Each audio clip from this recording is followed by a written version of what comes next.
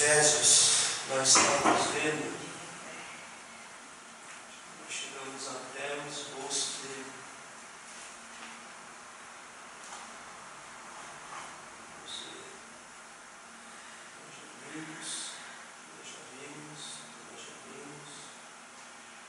Já vimos também. Paramos, acho que foi aqui, no esboço. Deixa eu só explicar aos irmãos o que significa um esboço. Os irmãos podem estar procurando na internet. Eu quero um esboço do livro de Mateus ou qualquer livro da Bíblia. Eu não quero um esboço. O esboço, a função dele é resumir tudo que vai dentro de um livro. Tudo que está escrito no livro, ele resume nesse esboço aqui, ó, tá? Que a gente viu semana passada. Tá? Então ele vai capítulo por capítulo, vai resumindo todo o livro em esboço, para ficar mais fácil a compreensão, ficar mais fácil a leitura, né? E ficar mais fácil você acompanhar o raciocínio do autor, no caso aqui do apóstolo Paulo. Então tudo isso aqui a gente viu semana passada, né? O esboço do livro de Efésios, e vamos prosseguir adiante. A chamada da igreja. Então, só para a gente ter mais uma noção de como ela está dividida o livro de Efésios. Então, do capítulo 1 ao capítulo 3, nós temos a chamada da igreja. Ou seja, com qual propósito Deus chamou a igreja para servi-lo. Então, no capítulo 1 ao capítulo 3, ele vai desenvolver qual é essa chamada. No capítulo 1, ele diz que essa chamada é para edificação. Os irmãos sabem o que significa edificar? Firmar. Edificar é construir. Então, quando ele diz que a igreja é chamada a edificação, a igreja é para ser construída, edificada e firmada. Eu não sei se foi aqui, se foi no culto que eu falei, que a igreja, não, irmãos, quando eu falo igreja, eu não estou falando da igreja verdadeira, eu não estou falando da igreja de Cristo, porque dentro da igreja tem duas igrejas, tem a igreja de Cristo e a igreja que vai ficar por aí. Então, quando eu me refiro negativamente à igreja, eu me refiro a essa igreja que vai ficar, não a que vai subir, porque isso os irmãos sabem, a Bíblia diz que o joio e o trigo crescem juntos. Então, dentro da igreja tem duas igrejas. Portanto, que a gente fala que Cristo vai tirar a igreja de dentro da igreja. Então, a igreja, quando eu falo igreja, essa igreja negativa, ela não é uma igreja construtora. Ela está se tornando uma igreja destruidora. A igreja destruidora de vidas. Né? Eu me lembro que eu falei sobre apofagia. O que significa apofagia? Apofagia é aquele que come a si mesmo. Então a igreja está se tornando uma igreja apofática, ou seja, ela está se autodestruindo, ela está se comendo por dentro. Então não é essa igreja que Cristo veio edificar. Cristo veio edificar aquilo que nós chamamos de igreja orgânica. O que é igreja orgânica? A igreja orgânica é a igreja viva. Aquela igreja que busca a comunhão, que busca a misericórdia de Deus, que busca estar próximo de Deus, que busca fazer a vontade de Deus. Essa é a igreja orgânica. Tá? Essa é a igreja viva. Essa é a igreja que o autor, Paulo, escrevendo para Tito, ele diz que ele vem buscar uma igreja zelosa e de boas obras. Então é essa igreja que veio ser edificada ou construída.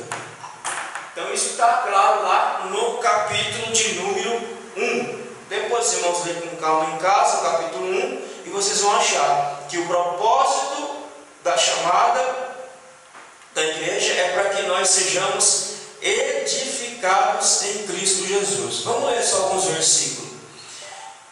Vamos ler aqui do versículo 4. Capítulo 1. Capítulo 1. Deixa eu ver aqui.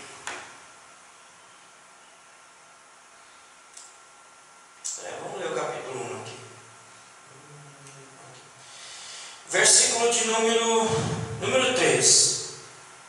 Bendito ó Deus e Pai de nosso Senhor Jesus Cristo, o qual nos abençoou com todas as bênçãos espirituais nos lugares celestiais em Cristo, como também nos elegeu nele antes da fundação do mundo, para que fôssemos santos e irrepreensíveis diante dele em amor, e nos predestinou para filhos de adoção por Jesus Cristo, para si mesmo, segundo o beneplácito de sua vontade, para louvor e glória da sua graça, que ele nos concedeu gratuitamente no amado, em que temos a redenção pelo seu sangue, a remissão das ofensas, segundo as riquezas da sua graça, que ele fez abundar para conosco em toda sabedoria, prudência, desvendando-nos o mistério da sua vontade, segundo o seu beneplácito que nos propusera em si mesmo. Então, capítulo 1, Paulo vai deixar bem claro que o propósito da chamada da igreja é que ela seja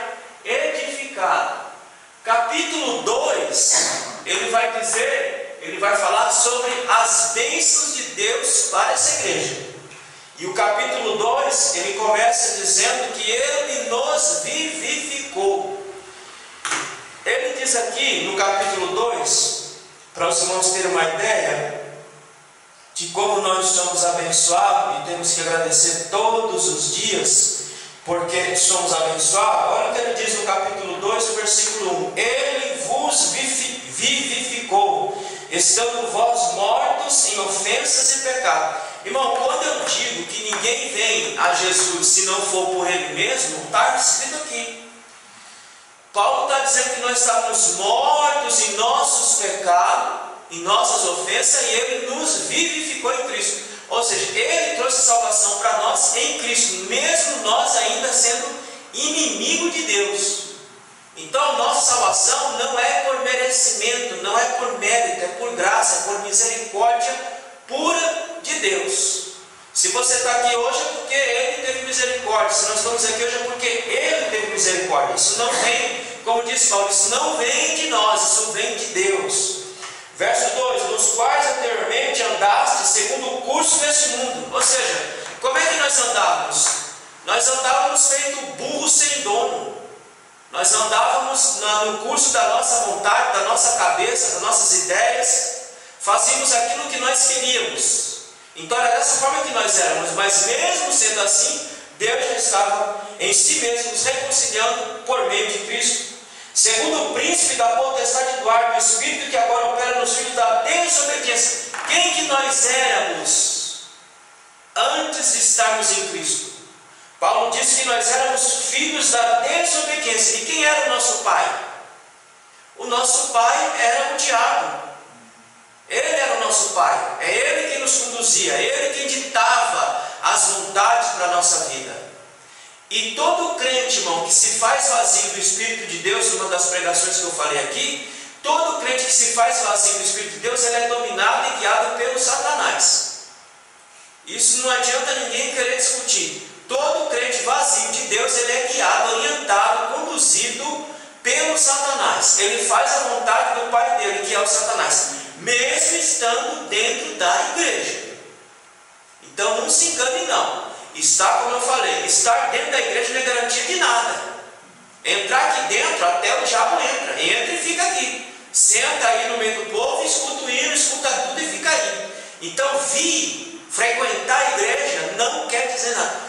Há muitas pessoas que estão enganadas com o evangelho, achando que só vir para a igreja, só vir aqui, ouvir, falar, significa alguma coisa. Isso não significa nada. Se Cristo não estiver em nós, nós não estivermos em Cristo, vir à igreja não vai adiantar de nada. Por isso que eu sempre falo, ficar aqui dentro da igreja, por estar aqui, sem estar unido a Cristo, sem estar unido ao corpo de Cristo, é melhor sair e pecar logo para o inferno, sabendo por que está indo, e vai com alegria, do que ficar aqui se privando de fazer alguma coisa e vai para o inferno do mesmo jeito. Então vir à igreja não é garantia de nada. Participar de culto não é garantia de nada. Cantar não é garantia de nada. Orar não é garantia de nada. Falar não é garantia de nada.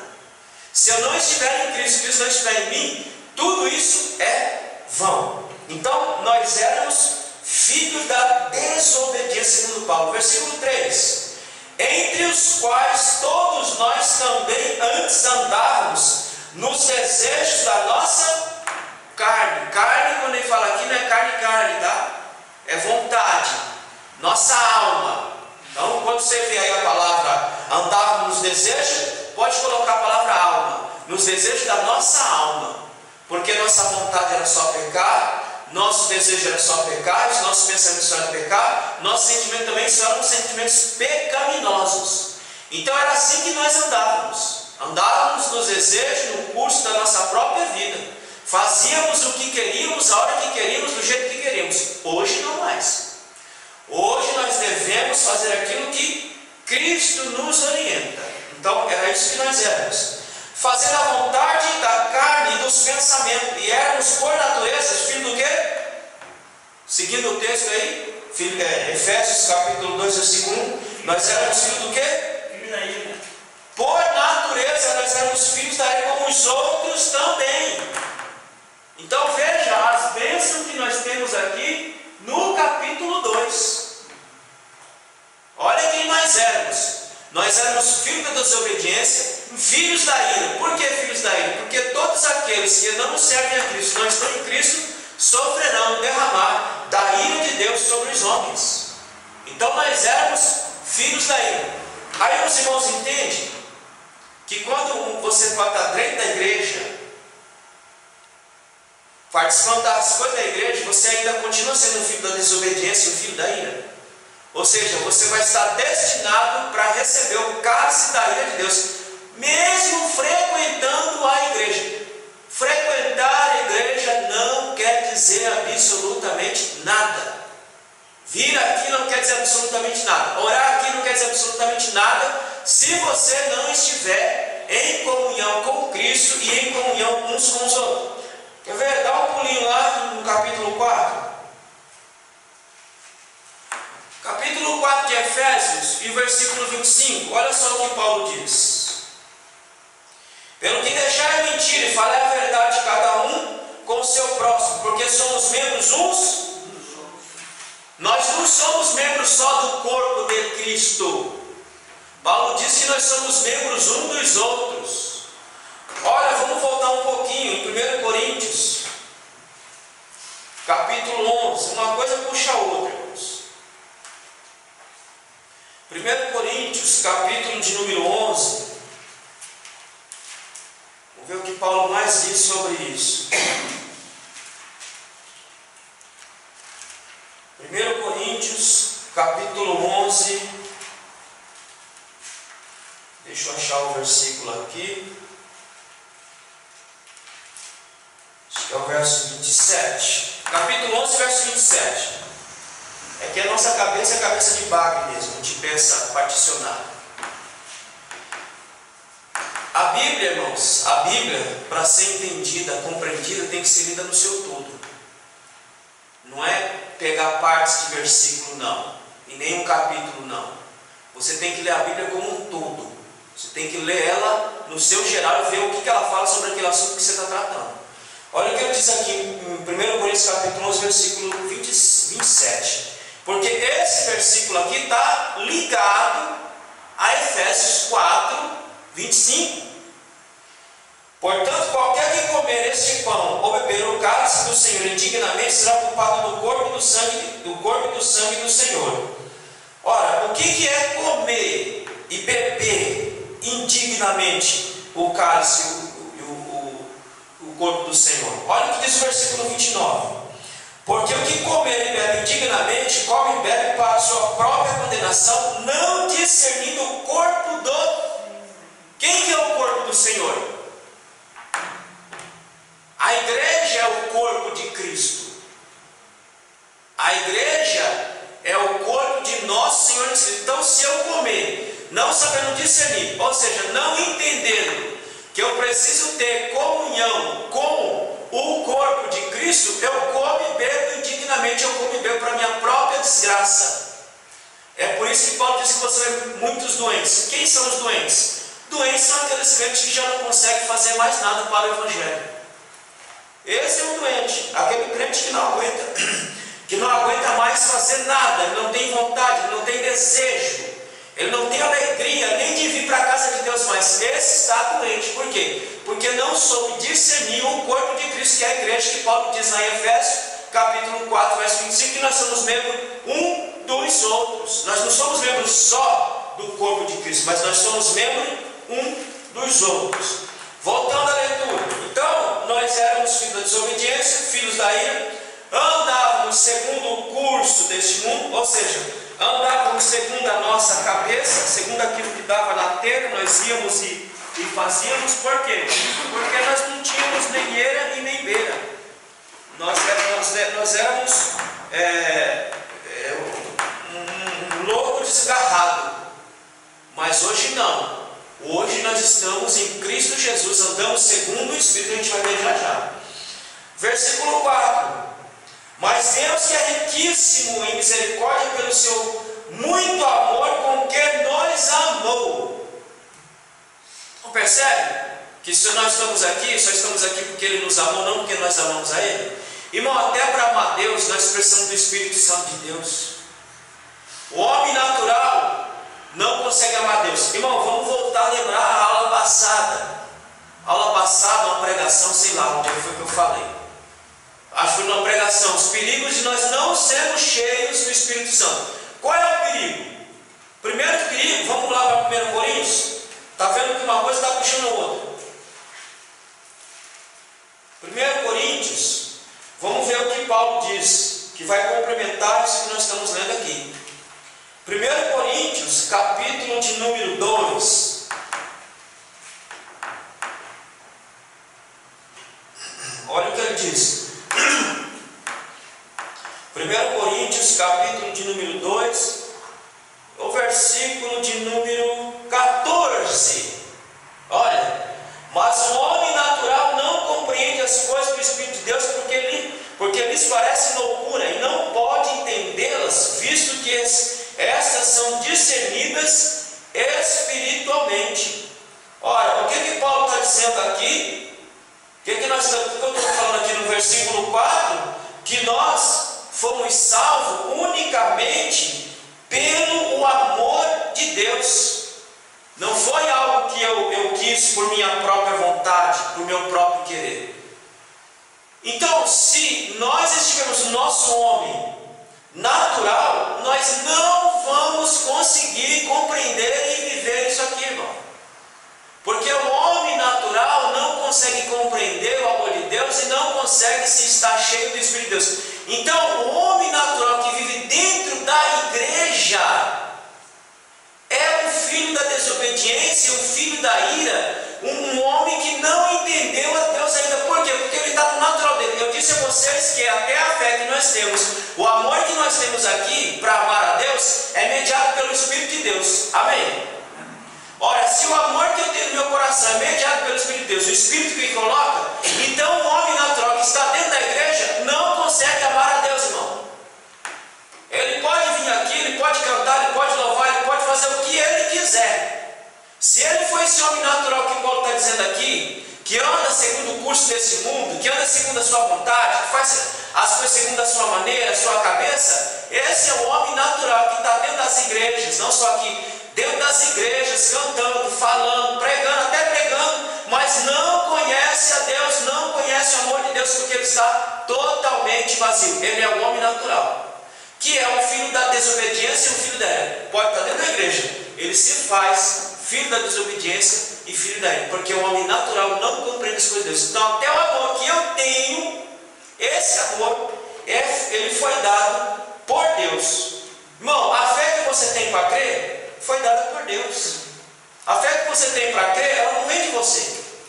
Tudo é dom de Deus, tudo é um presente de Deus, tudo é uma dádiva que Deus nos dá por misericórdia. Deixa eu ver se eu acho um versículo aqui para os irmãos entenderem mais ainda o que eu quero dizer quando Paulo diz que a tristeza, segundo Deus, opera a salvação. Então veja, tudo que nós temos diante do Senhor é dado por Ele mesmo. Até a fé que eu tenho essa fé é mediada por Deus, é dada por Deus. Abra comigo em 2 Coríntios, capítulo 7, versículo 10. É para os irmãos que acham que ele pode alguma coisa, que sabe alguma coisa, que não, irmão, tudo que nós temos vem de Deus. A fé que eu tenho vem de Deus, a fé não vem de ninguém. O amor que eu tenho, Paulo diz em Romanos capítulo 8, versículo 28, que o amor de Deus está derramado. Quem é que derramou esse amor? Foi Deus quem derramou esse amor para que eu possa amar. A fé que eu tenho, quem é que deu essa fé? Ele deu essa fé para que eu creia nele mesmo. Olha o que diz 2 Coríntios capítulo 7, versículo 10. Porque a tristeza, segundo Deus, opera arrependimento para a salvação, da qual ninguém se arrepende, mas a tristeza do mundo opera a morte. Veja, irmão, que a tristeza, segundo Deus, opera. Então, até o arrependimento, quem te leva ao arrependimento? Quem é que te leva ao arrependimento? O Espírito Santo que nos leva ao arrependimento. A Bíblia diz que o Espírito é aquele que nos convence. É ele que nos convence do juízo, do pecado e da justiça. Deixa eu ver se eu acho. Que é melhor ler do que ficar falando. Aqui, vamos abrir lá em João, capítulo 8. Veja, irmão, você não tem nada. Você não tem nada. Você não tem mérito nenhum na salvação. Você não tem participação nenhuma, a não ser dizer, sim, eu quero, eu preciso. João, capítulo 8, verso... Deixa eu ver aqui.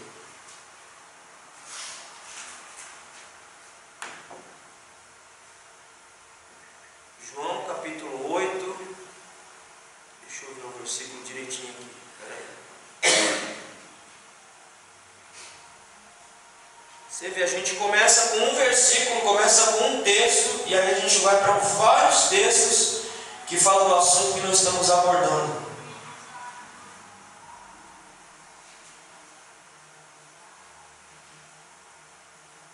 Vou achar agora.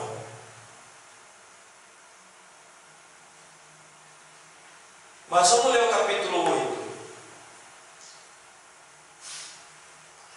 Capítulo 8, versículo 41 de João.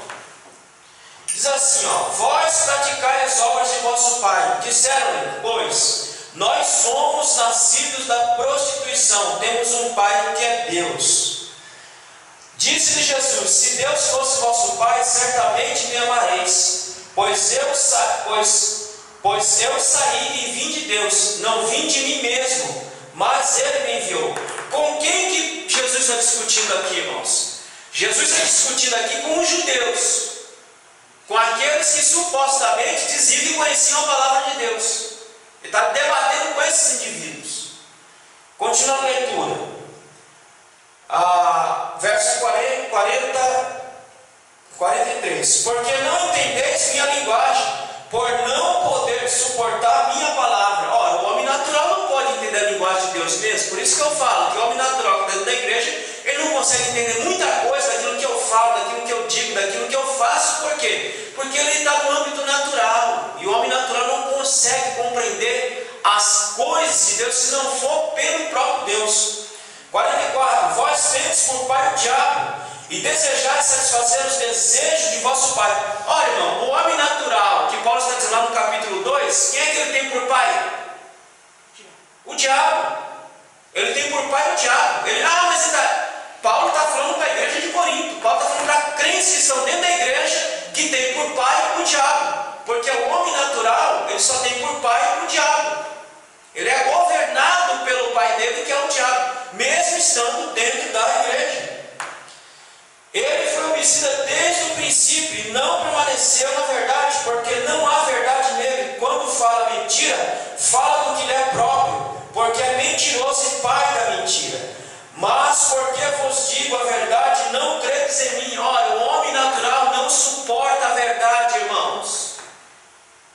O homem sem Deus, o homem vazio de Deus, Espírito de Deus, ele não aguenta ouvir a verdade, porque a verdade fere os seus ouvidos, a verdade fere o seu sentimento, a verdade fere a sua mente, porque o homem sem Deus, ele não quer ouvir verdade. O homem sem Deus quer ouvir a mentira, quer ouvir o seu ego massagear, ele quer ouvir dizer: ai, Deus é comigo, está errado, está no pecado, Deus é comigo, Deus é...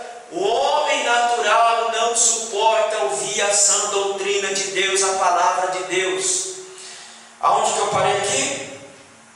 46. Quem dentre vós me convence de pecado? E se digo a verdade, por que não credes? Porque é o homem natural. O homem natural não crê em Deus.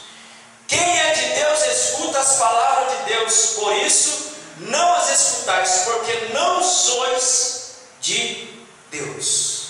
Quem é de Deus, irmãos, ouve a palavra de Deus. Quem não é, não escuta a palavra de Deus. Então, querido, vir aqui na igreja, olha, não quer dizer nada.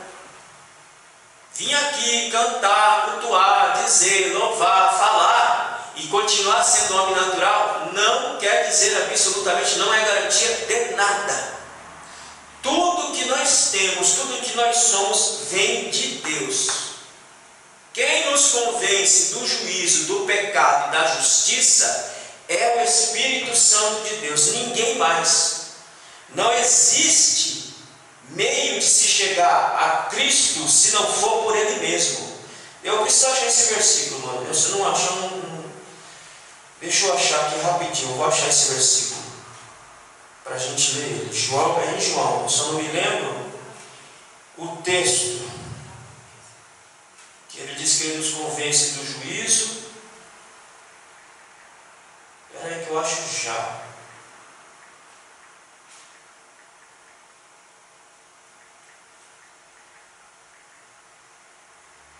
Nos convence do juízo, da justiça e do pecado. Vamos ver já. Ó, achei. Vamos abrir em João. João capítulo 16. Isso aqui é para você entender que você é o Zé Ruela mesmo. Que é Deus quem faz tudo. Nós não fazemos nada. Ele é quem faz tudo. Nós só fazemos aceitar a oferta que Ele nos deu. João capítulo 16, versículo 8 e 9. Olha a função primeira do Espírito Santo na vida do homem. E quando Ele vier, convencerá o mundo do pecado, da justiça e do juízo. Do pecado, porque não crê em mim. Da justiça, porque vou para o meu Pai, e não me vereis mais. E do juízo, porque já o príncipe deste mundo está condenado.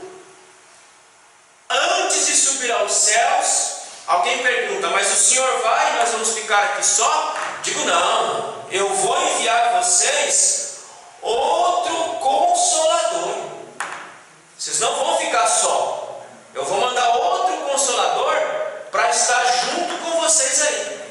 A função primeira dele é nos convencer do juízo do pecado e da justiça. Então, quem te convence do seu pecado é o Espírito Santo de Deus. Não foi você que acordou lá um dia na sua casa e você falou assim: não, hoje eu vou para Jesus porque eu reconheço que eu me convenci que sou um pecador. Não.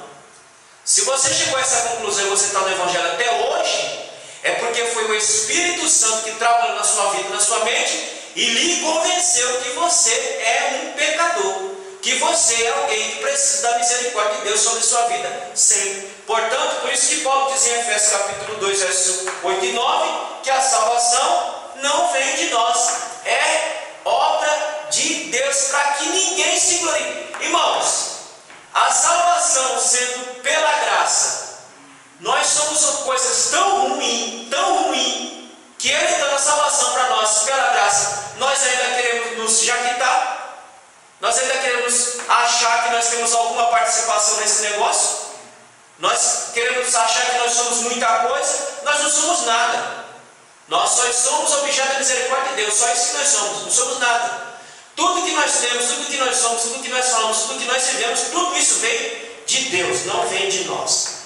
Volta lá para Efésios capítulo 2, verso 5. Então olha as bênçãos do capítulo 2. Verso 5: estando nós ainda mortos em nossas ofensas, nos vivificou juntamente com Cristo, pela graça sois salvos. Irmão, Paulo está dizendo o seguinte: olha, quando você andava na sua velha maneira de viver, quando você andava falando de Deus, não fazia menção de Deus, tinha raiva, tinha ódio de Deus, tinha ódio de evangelho, tinha ódio de crente, ele estava nos reconciliando consigo mesmo. Aí Paulo está dizendo: estando nós ainda mortos em nossas ofensas, nos vivificou em Cristo. Aí, irmão, diz para mim, qual é o mérito que eu tenho para Cristo me salvar? Qual é o mérito? O que é que Deus viu em mim e diga: olha, baseado nisso que eu vi nele, eu vou salvar ele? Nenhum. Quem nós éramos? Estávamos mortos em nossas ofensas e pecado. Pecávamos contra Deus dia e noite, e com prazer. Então Deus não levou em consideração o meu pecado, mas Ele levou em consideração o seu amor por nós. E o seu amor baseado nele mesmo, não é em nós não, meu irmão. O amor que Deus tem por nós está baseado nele mesmo. Ele decidiu nos amar livremente, porque em nós não tem nada, absolutamente nada que atrai a Deus a nos amar. Nada. Nós somos os seres mais abjetos, mais desprezíveis do universo, somos nós. Se existisse vida em outros universos, nós seríamos os mais desprezíveis de todos. Como não tem, nós somos as coisas mais desprezíveis deste mundo, somos nós. Mas mesmo assim, Deus decidiu, por Ele mesmo, por vontade dEle mesmo, nos amar e nos salvar. E nós estamos aqui, não é por merecimento de nada, porque não há nada em nós, nós vimos isso semana passada, não há nada em nós que faça com que Deus tenha por base para nos amar. Não, a base para nos amar é Ele mesmo. Por amor a mim mesmo, Ele diz: por amor a mim mesmo eu vos amei. Não é por amor a vós, por amor a mim mesmo eu vos amei e vou dar a salvação para vocês de graça, de bandeja. Vocês não vão ter que pagar nada. Portanto, você não precisa fazer nada. A salvação é de graça. A única coisa que você precisa fazer é obedecer. Obedecer. O resto Ele fez por nós. Verso 6. E nos ressuscitou. Olha, irmão, você estava morto. Você estava morto, você era um morto. É o que Paulo está dizendo no capítulo 2. Você era um morto, desgraçado. Estava lá morto e Ele ressuscitou você em Cristo. Ele nos ressuscitou juntamente com Ele, nos fez assentar nos lugares celestiais em Cristo Jesus. Ora, aonde é que nós estávamos? Nós estávamos em trevas, mergulhados no pecado, destinado para a perdição eterna. E Ele foi lá, nos resgatou, nos colocou em região celeste. Aonde é a região celeste? Aqui, querido. A igreja de Cristo, essa é as regiões celestes. É aqui que Ele nos colocou. Ele nos tirou das trevas e nos colocou em perfeita luz. Estamos em regiões celestes hoje porque Ele fez tudo isso por nós. Versículo 7. Olha só, irmãos, olha só o versículo 7. Para mostrar nos séculos vindouros as abundantes riquezas da sua graça pela sua benignidade para conosco em Cristo. Pode dizer, olha, Ele fez tudo isso para mostrar ao longo da história do homem. O homem vai ver em que ele vai se tornar, mas mesmo se tornando esse ser abjeto, a graça de Deus vai alcançar essas criaturas abjetas. A graça de Deus vai alcançar essas criaturas que andavam pelo mundo, sem Deus, sem destino, sem salvação, sem esperança. A graça de Deus vai alcançar essa gente. Então ele fez tudo isso para mostrar ao longo dos séculos a abundante riqueza da graça de Deus. Por isso que Paulo diz: pela graça sois salvos. Vamos ler o versículo 8? Porque pela graça sois salvos por meio da fé. E isso não vem de vós, é dom de quê? De Deus. O que é de Deus? O que é de Deus? A fé, não? A fé e a salvação. A fé, irmão, não é sua. Nem fé para crer você tem. Nem para isso a gente presta. O ser humano é tão ruim que nem para crer ele presta. Se Deus não infundir fé em nós, nós não cremos nele. Vê que Deus faz todo o movimento, irmão. Deus faz todo o movimento para salvar e preservar a salvação desse homem. Deus faz todo o movimento. Nós não fazemos nada. Nós só fazemos só receber os movimentos de Deus. Nem para crer o homem presta, irmão. Nem para que nós prestamos. Por isso que Paulo diz, olha: porque pela graça sois salvos por meio da fé. Isso não vem de vós, é dom de Deus. Até a fé que você achava que você tinha não vem de você, é um dom de Deus. Vamos ler mais um versículo? Vamos ler. Deixa eu ver aqui. 1 João, capítulo 1 e versículo 1. Deixa eu ver. 1 João, capítulo 1 e versículo 9. 1 João, capítulo 1, versículo 9.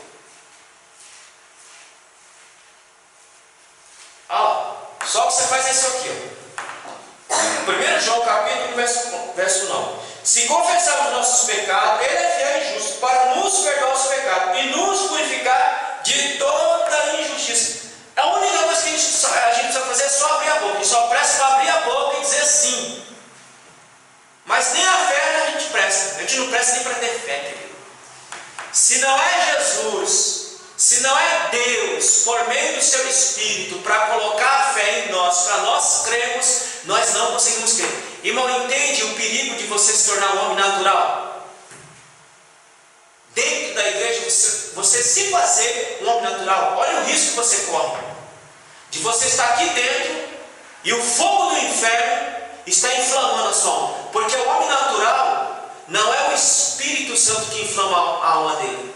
O homem natural, quem inflama a alma dele é o fogo do inferno, porque eu já disse, a casa não fica vazia.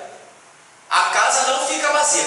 Ou a casa está cheia de Deus, ou a casa está cheia de demônio. Vazio a casa não fica. O homem natural é um homem vazio. Se ele é um homem vazio, logo ele vai estar cheio do inferno na alma dele. E aí ele não vai conseguir crer mais, ainda que ele mostre aquela capa, mas por dentro Jesus sabe quem ele é. Por dentro Jesus sabe que ele não é nada daquilo que ele está transparecendo. Ele só é aquilo que Jesus disse para os fariseus em Mateus capítulo 23, que ele fala que os fariseus são sepulcros caiados. Ou seja, são bonitos por fora, a pintura está bem feita por fora, cal passado, mas por dentro são sepulcros caiados. Vamos ler esse texto? Olha o que diz Mateus capítulo 23 e o verso 23. Irmão, esse é o retrato do homem natural.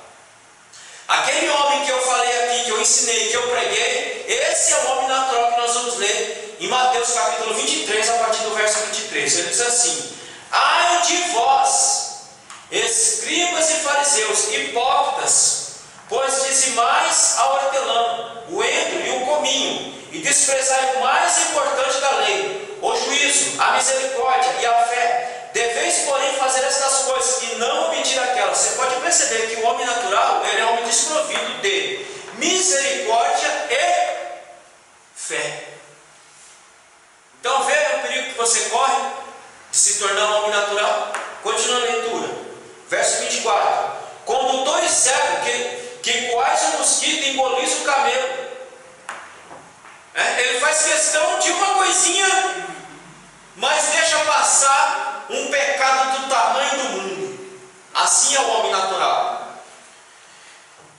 5: ai de vós, escribas e fariseus, hipócritas. Você sabe o que é hipócrita, né? Hipócrita é o ator. Porque o hipócrita, ele quer mostrar aquilo que ele não é. É o ator. O ator de televisão, ele é um hipócrita. Ele montou-se num personagem, mas ele em essência não é aquilo. Por exemplo, você pega um devasso, um prostituto, um ator que é um canalha, mas aí ele vai fazer o papel do quê? De um padre, né? De um ser bom, de um ser justo, mas é só um papel, porque em essência ele não é aquilo. Portanto, ele é um hipócrita. O homem natural, por natureza, é um ator. O homem natural, por natureza, é aquilo que Jesus está falando. Ele é um hipócrita, ele é um ator, ele só está atuando. Mas em essência ele não é aquilo. Ele só está fazendo uma atuação. Ai de vós, escribas e fariseus hipócritas, pois limpais o exterior do copo e do prato, mas o interior está cheio de rapina e iniquidade. Assim é o homem hipócrita. Assim é o homem natural. Ele quer parecer mais santo do que todo mundo. Irmão, deixa eu falar uma coisa para vocês. Uma coisa que eu aprendi com o pastor Magalhães quando eu estudava com ele. Ele falou para mim o seguinte: tenha cuidado com pessoas que se consideram santos demais do que as outras pessoas, porque ele tem um podre na vida dele. Então, querido, se você se deparar com uma pessoa desse tipo, tanto aqui dentro da nossa igreja como fora, corra dessa pessoa, porque ele é um devasso, ele é um hipócrita, ele é um sepulcro caiado. E olha, irmão, olha que eu vejo isso acontecer várias e várias vezes. Por esses dias eu fiquei sabendo de uma coisa, de uma pessoa, que eu falei, por isso que eu digo, é só a capa mesmo.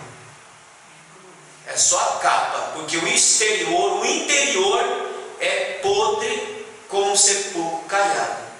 É o que Jesus está dizendo aqui, olha. Ai de vós, escribas e fariseus, hipócritas, pois limpais o exterior do copo e do prato. Ou seja, se mostra como uma capa de santidade, que você olha e fala, nossa, que homem santo, que mulher santa, mas é só uma capa. Mas o interior está cheio de rapina e iniquidade. Assim é o hipócrita, irmão. O homem natural é um homem que está cheio de iniquidade, cheio de pecado, cheio de maldade, cheio de ruindade, cheio de desgraça dentro de si. Por isso que eu digo, não se cole com essa gente, porque essa gente não presta para nada, a não ser para intoxicar você, a não ser para querer estragar a sua fé. A esses nós só fazemos orar para que Deus tenha misericórdia e os converta. Mas não é o tipo de gente que se possa andar. Esse é o tipo de gente que Paulo diz que é desordeiro. E os que são desordeiros, Paulo diz que não é para nós nem... Olha, o pessoal fala que eu sou duro, né? É porque o pessoal não lê Bíblia. Paulo diz, irmãos, que para o desordeiro você não deve nem cumprimentar. Espera aí que eu vou achar o que eu estou falando.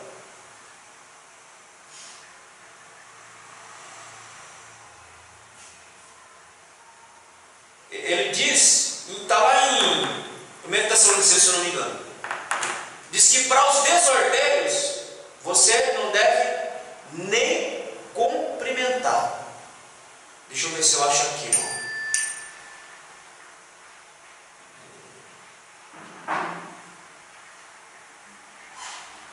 Está vendo, irmão? Quando a gente vai ler a Bíblia por ela mesmo, a coisa fica diferente. Sem invencionice, sem conversinha fiada, só a Bíblia, pela própria Bíblia. A gente vê que a vida fica um pouquinho mais diferente, a nossa fé fica um pouquinho mais diferente, a nossa postura fica um pouquinho mais diferente. É por isso que eu sempre digo, cada um cuide sua galinha, cada um cuide sua vida, porque é a sua vida que está em jogo. Não é a vida do outro, deixa a vida do outro para lá. Deixa ele se virar com Deus lá, cuide de sua vida. Porque cada um de nós vai dar conta de si. Então preste atenção em cada palavra que é dita, que é falado, para que você possa se sair bem nessa vida.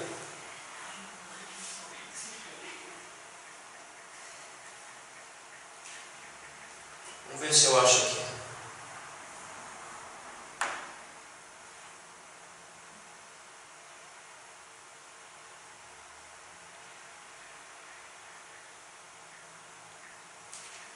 Então essas coisas são tão sérias, então aqui a gente leva tudo na brincadeira, tudo na brincadeira, a gente leva o evangelho na brincadeira, a gente leva a palavra de Deus na brincadeira, a gente acha que a gente sabe a Bíblia, que a gente conhece a Bíblia, né? Bastou abrir e a gente já está entendendo tudo, não precisa estudar, não precisa meditar, aí a gente acha que tudo a Bíblia é que nem pastel.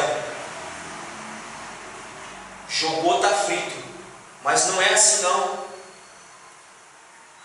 Você meditar, estudar a palavra, você vê que a coisa fica diferente. Você leva a Bíblia com mais seriedade. Deixa eu ver se eu acho. Não vou achar, mas depois você lê. Está em 1 Tessalonicenses, 2. Paulo disse que aos desordeiros nem cumprimente. Olha, irmão, isso não é nem para cumprimentar, quem dirá andar. Quem dirá ficar junto com esse tipo de gente.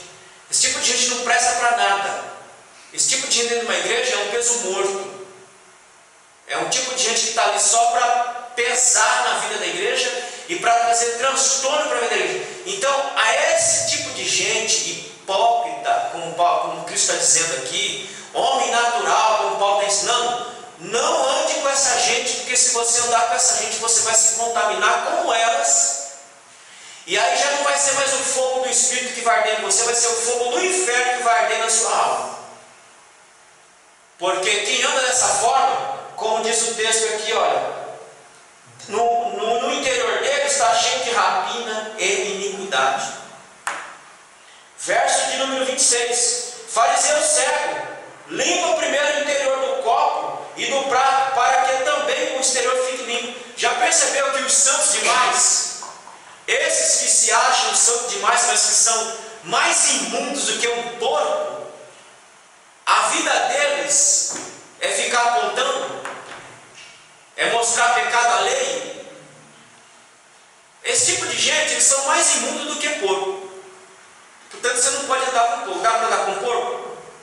Dá para conviver com porco? Então não ande com esse tipo de gente. Ore com esse tipo de gente, mas não ande, não conviva. Porque se você conviver, você vai pegar a doença dele. Você vai se tornar em um dele. Então esse tipo de gente é mais imundo do que um porco. Dentro dele só há maldade. É um cego. É um desgraçado. Aonde que eu parei aí? 26. Né? Fazer o cego, limpar primeiro o interior do copo e do prato, para que também o exterior fique limpo. Ou seja, os santarrões em plantão que tem aqui na nossa igreja, tem em todas as igrejas, os santos demais, eles só sabem fazer isso. Olhar a vida dos outros, olhar a vida alheia, reparar, apontar, condenar, julgar, mas ele não consegue olhar a sua própria desgraça. Porque o hipócrita, ele age dessa forma. Ele não quer olhar a sua própria miséria, fica olhando a miséria alheia, fica olhando a vida dos outros. Por isso que eles falam que são hipócritas. Verso 27. Ai de vós, escribas e fariseus hipócritas. Veja que ele começa a chamar de hipócrita do começo ao fim, não para mais. Pois sois semelhantes aos sepulcros caiados, que por fora realmente parecem formosos, mas interiormente estão cheios de ossos de mortos e de toda imundícia. Esse tipo de desgraça de gente, infelizmente, ela está no nosso meio. Tem aqui na nossa igreja, tem em todas as igrejas, tem esse tipo de gente que se acha mais santo do que todo mundo, que está acima de todo mundo, quando na verdade é a descrição desse tipo de gente, é o que Jesus está dizendo aqui. Só tem aparência por fora, mas por dentro é uma podridão só. Uma podridão só, que volta e meia ela acaba se revelando. Por quê, irmão? Ninguém consegue atuar por muito tempo. Ninguém consegue querer parecer aquilo que não é por muito tempo. Não tem como você querer fingir uma coisa que você é por muito. Uma hora a máscara cai. Uma hora a casa cai e você se revela quem você é. Isso acontece aqui na Luz Divina, isso acontece em todas as igrejas. Aonde tem esse tipo de gente, está lá com aquela capa, com aquela postura. Quando dá fé, você vê que a máscara cai por completo. Porque ninguém consegue ficar atuando 24 horas. Ninguém consegue ficar fingindo que é crente, sendo que não é. Uma hora você se revela e o próprio Deus revela. Porque o que diz a Bíblia? A Bíblia diz que o ímpio não permanecerá na congregação do justo. Irmão, aprenda uma coisa que eu já falei. Ímpio não é aquele que está lá fora sem Jesus, não. Ímpio é aquele que conheceu Jesus, conviveu com Jesus, andou com Jesus e simplesmente decidiu se virar contra Jesus, dentro da casa de Deus. Esse é o ímpio. E esse é o ímpio que Deus diz que não permanecerá na congregação do justo. Ímpio não consegue ficar na congregação do justo, porque diz a palavra que as trevas, o que acontece? As trevas não se combinam com a luz. Irmão, o homem natural ele está onde? Nas trevas. Ele está nas trevas. Ele não consegue chegar um palmo à frente do seu nariz. Então veja, irmão, o perigo de você não se colocar diante de Deus, não buscar a Deus, não buscar conhecimento da palavra de Deus, não consagrar sua vida, você se tornar um homem natural, se tornar um hipócrita, se tornar um fariseu, um santarrão e ir para o fogo do inferno.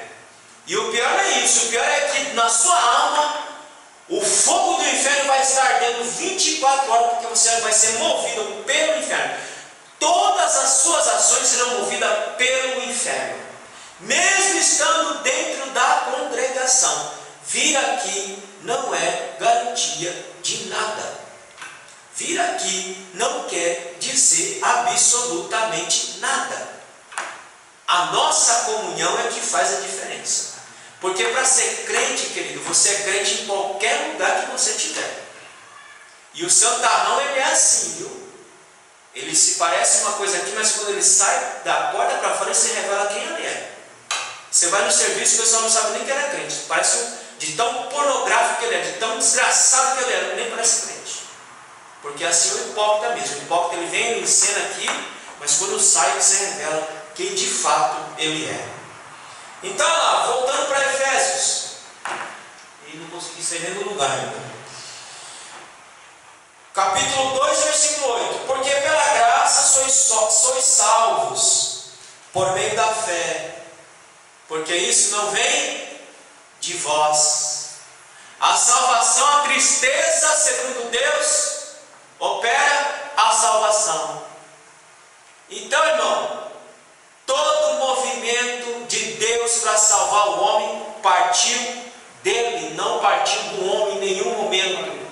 Todo movimento para salvar, para mandar o Filho, para colocar fé em você, para colocar amor em você, tudo é Deus que faz, porque a gente não presta nem para ter fé por nós mesmos. Ele tem que dar essa fé para nós, porque senão nem isso nós conseguimos crer.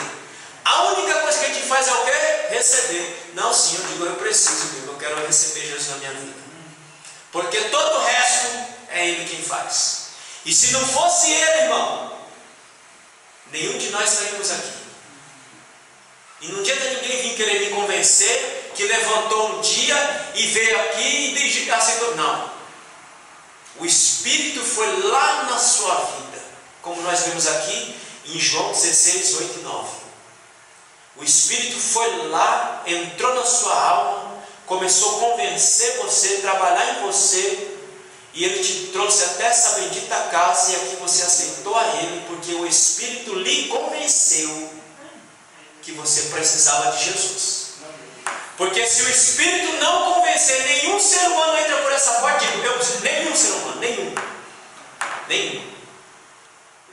Toda a obra da salvação é mediada pelo Espírito de Deus. Cada um de nós que viemos aqui, aceitamos Jesus aqui, só o fizemos porque o Espírito nos convenceu, como nós vemos aqui em João capítulo 16. Ele e somente Ele fez tudo por nós, tudo, absolutamente tudo. Vamos ler mais um pouquinho para ver que isso não é nada mesmo? Evangelho de João, capítulo 1. Quando nós voltarmos a EBD, eu vou repetir esse estudo de novo. Evangelho de João, capítulo 1,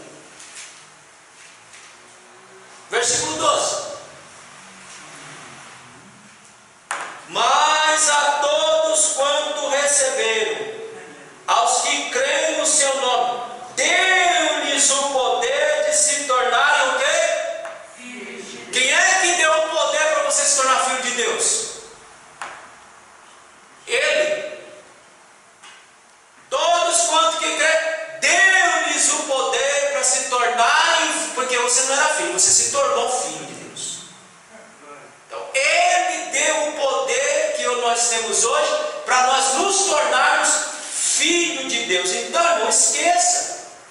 Esqueça, você não tem nada não. Não tem nada em você que atrai a Deus não. Nadica de nada. Nada vezes nada. Não há nada nele que possa chamar a atenção dele para você. Nada. Ele, por ele mesmo, pelo seu muito amor, é que ele nos salvou por graça e por misericórdia. Não fomos nós. Não fomos nós que decidimos por nós. Digo, não, hoje eu vou lá e hoje eu vou aceitar a Jesus. Não, não. O Espírito entrou em você, trabalhou na sua mente, trabalhou na sua vida e você veio até aqui. Vamos ler mais um texto. João capítulo 10.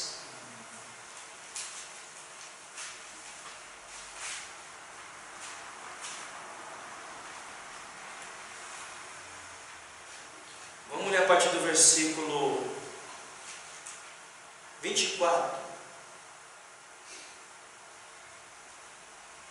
Jesus respondeu-lhes: eu já vos disse, mas não credes. As obras que eu faço em nome de meu Pai testificam de mim, mas vós não credes, porque não sois das minhas ovelhas. Minhas ovelhas ouvem minha voz, e eu as conheço, e as me seguem. Irmão, o homem natural não faz parte dessas ovelhas. O homem natural não conhece Jesus. O homem natural não conhece a voz de Deus. O homem natural não consegue discernir a voz de Deus. Quem consegue? As ovelhinhas dele conseguem. Minhas ovelhas ouvem minha voz, e eu as conheço, e elas me. Mas o homem natural, que não é a ovelha de Jesus, que não ouve Jesus, não segue a Jesus, ele não consegue fazer isso, irmão. Olha o que ele diz aí. Mas minhas ovelhas ouvem minha voz. Você já viu um desgraçado natural ouvir a voz de Jesus? E obedecer a voz de Jesus e seguir Jesus? Não.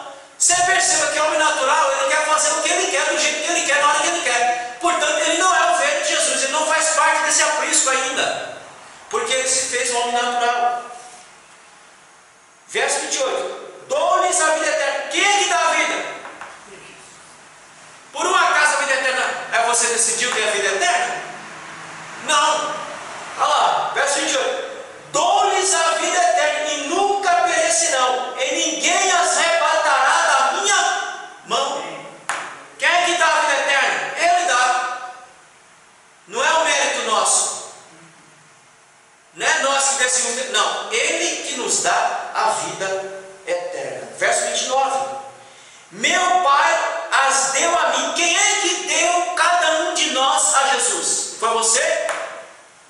Digo, não, eu decidi por mim mesmo e eu vou me dar para Jesus. Foi você? Olha o que diz o texto, está bem claro do que um copo de água. Meu Pai que as deu a mim é maior do que todos, e ninguém pode arrebatá-las da mão de meu Pai. Eu e o Pai somos um. Aí, querido, olha o que os judeus fizeram. Isso é coisa de homem natural, tá? Os judeus pegaram, então, outra vez em pedras para apedrejar. É isso que o homem natural sabe fazer. O homem natural sabe fazer isso, apedrejar. Pegar a pedra na mão para atacar. Porque ele não suporta ouvir a sã doutrina. Ele não suporta ouvir a palavra de Deus, porque ele é homem natural. Então vê que tudo é Deus quem faz por nós. Nós não temos mérito algum nesse negócio. Algum. Tudo que nós temos, tudo que nós recebemos, tudo isso vem de Deus. Tudo isso parte de Deus para a nossa salvação. Nada vem de nós, nada vem de nós. Tudo vem dele. Eu quero ler um texto de João também, para nós encerrarmos aqui, porque eu não vou conseguir sair daí mesmo. Então nós paramos nas bênçãos do capítulo 2. Veja o tamanho da bênção que você tem na sua mão. O tamanho da bênção que você tem na sua vida.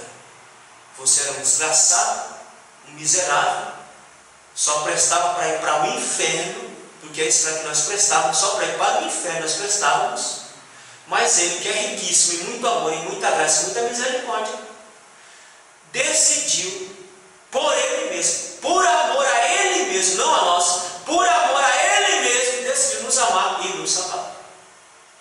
Então pare com essa ideia que Deus me amou porque Ele decidiu me amar por mim mesmo. Não, Ele ama você por amor a Ele mesmo. A base de tudo que Deus faz é Ele mesmo, não somos nós. Ele não nos salvou porque nós éramos coitadinhos, não. Ele nos salvou por amor a Ele mesmo. Por amor a Ele mesmo, Ele decidiu nos salvar e decidiu nos amar. Porque nós não temos mérito para fazer isso. Então nós não temos mérito para fazer isso, que para nos amar, Ele nos amou baseado nele mesmo. Por amor a Deus mesmo, Ele decidiu nos amar. Porque nós não temos nada que atraísse a Deus para nos amar. Então Ele tem por base Ele mesmo para nos amar. Amém? Amém. Os irmãos entenderam isso? Você não tem nada. Hoje você tem, porque Ele te amou. Mas isso não é motivo para você se arrogar, nem achar que você é alguma coisa. Você não é nada. Você só é um servo de Deus. Só é um filho de Deus por graça e por misericórdia divina. Aonde que eu falei que a gente ia ler? João, capítulo 16. Que diz assim, capítulo 16, versículo 2, que encerra aqui. Ainda tenho muitas coisas para vos dizer, mas não as podereis suportar agora. Contudo, quando vier o Espírito da verdade, Ele vos guiará a toda a verdade, porque não falará de si mesmo, mas dirá tudo o que tiver ouvido e vos anunciará as coisas em glória. Irmão, quem é que te conduz à verdade? Segundo que nós vamos ler. Quem é que nos conduz à verdade? Contudo, quando vier o Espírito da verdade, Ele vos guiará a toda a verdade. Irmão, até a verdade é Ele quem nos conduz. É Ele quem nos conduz à verdade. É o Espírito Santo de Deus que nos conduz à verdade. Sabe por que você aceita aquilo que digo, aquilo que falo? Porque você não é homem natural. Porque o homem natural não suporta a verdade. Quem suporta a verdade? Aquele que o Espírito Santo conduz à verdade. Então é por isso que você suporta ouvir a palavra de Deus, porque, segundo o que nós estamos lendo aqui e agora, é o Espírito que nos conduzirá ou nos guiará em toda a verdade. Tá certo? Então, querido, tome cuidado para você não se fazer um homem natural e perder a sua salvação dentro da igreja. Essa é a maior desgraça, vai ser essa. Muitas pessoas que estão dentro da igreja estão perdendo a salvação dentro da igreja. Essa é a maior desgraça. Você está dentro da igreja e perder a salvação dentro da igreja. E muitos irmãos, não sei nem se dá para chamar de irmãos, mas muitas pessoas que estão dentro das igrejas, não só que da luz divina, mas que estão dentro das igrejas, vão para o inferno dentro da igreja. Mas a igreja viva, a igreja orgânica, a igreja que busca comunhão, que busca o Senhor, essa vai estar na glória celeste. Amém? Que Deus abençoe. Sábado que vem é o nosso último sábado desse encontro. Pedindo a Deus que continue nos ajudando, nos abençoando. Mas a gente vai voltar com esse estudo. A gente parou aqui, né? Vou ver se consigo terminar pelo menos esse slide aqui, sábado que vem. Mas a gente vai ver se a gente consegue fazer isso aos sábados à noite. Tá? Vai ficar mais fácil para os irmãos, né? A gente vir para cá o sábado à noite e a gente dá prosseguimento a esse estudo aos sábados à noite. Tá certo? Vamos orar?